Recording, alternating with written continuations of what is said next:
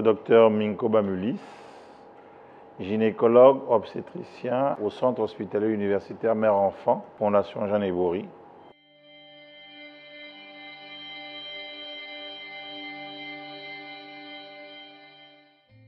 Nous faisons un diagnostic pré- ou anténatal pour pouvoir détecter, c'est-à-dire rechercher les anomalies que l'enfant pourrait avoir dans le ventre de sa maman.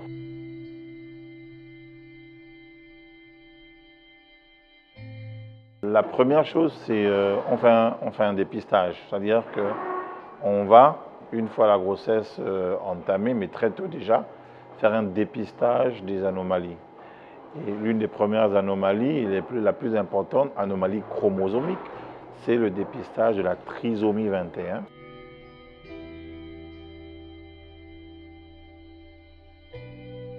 C'est tout le problème en Afrique.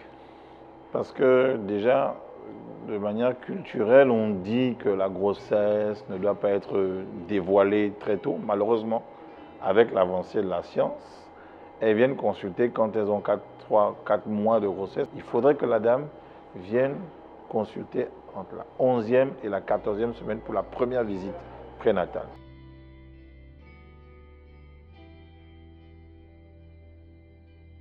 Il peut également avoir des anomalies qu'on rencontre après la naissance, et à ce moment-là, ce sera un diagnostic post-natal.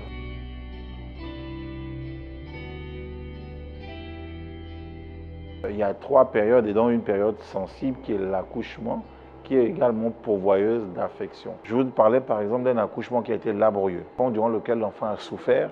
On peut s'attendre à ce qu'il y ait des anomalies, comme on dit, gris ses neurones, et donc il n'a pas les mêmes capacités qu'un enfant qui est né normalement. Il peut avoir un retard mental dû justement au fait que l'accouchement s'est mal déroulé.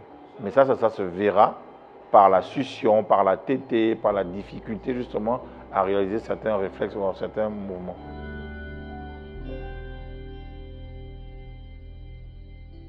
Le premier message, c'est qu'il faut que les femmes consultent tôt et qu'on casse les barrières culturelles de venir consulter après 3 ou 4 mois de grossesse.